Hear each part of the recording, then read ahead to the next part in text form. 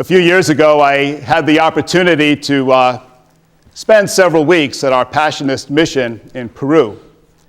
It was way, way up in the mountains, and the Peruvian people are just a wonderful, wonderful people. But to be honest with you, I was kind of afraid.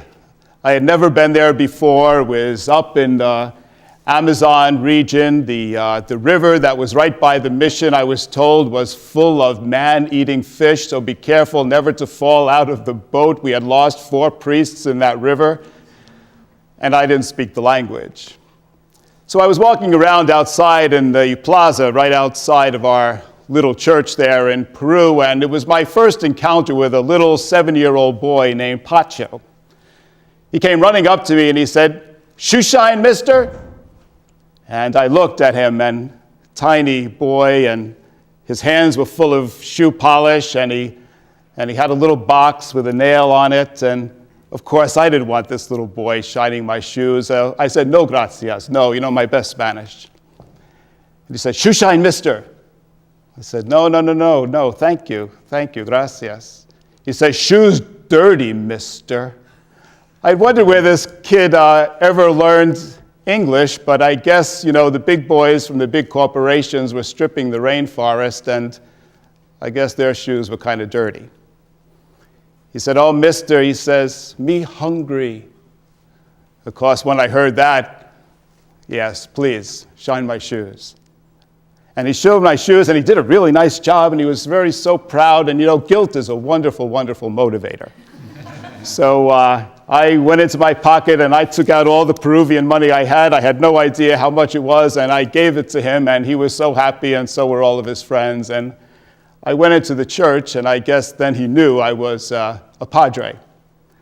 So anyway, the doorbell rings a little while later, and I go to answer the doorbell with the superior of the community, and it's this Pacho again. I can't get rid of this kid.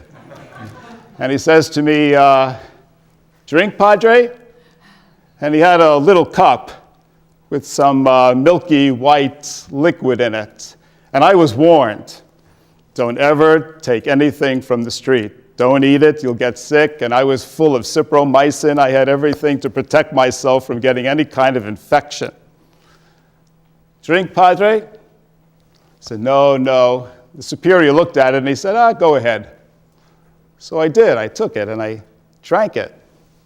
It was actually pretty good. It was nice and sweet, and it was warm and chunky, and he was so happy, that he had fed Padre, and so he left, and I felt really, really good. And the superior says to me, "You know what that was?" I said, "No, what was it?"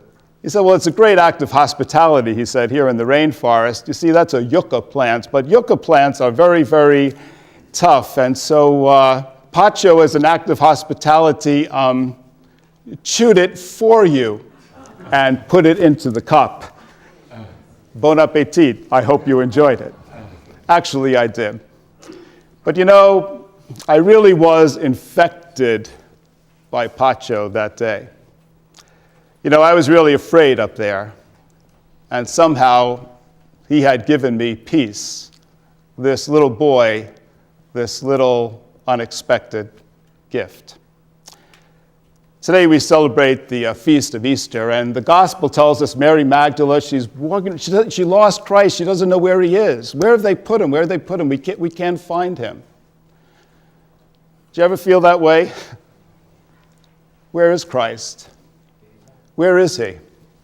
Where is he in my sickness? Where is he in my mourning? Where is he in my searching? Where is he when I feel sinful? Where is he when I feel afraid? Where is he when I don't know what's going to happen next? Just like Mary Magdalene. Where did they put him? It's exactly how I was feeling in that little plaza in Peru. And then somehow resurrection comes really quietly. A quiet tomb, some empty cloths around, and when we least expect it, we find the Christ among us. He is risen. Here he is. You don't have to be afraid.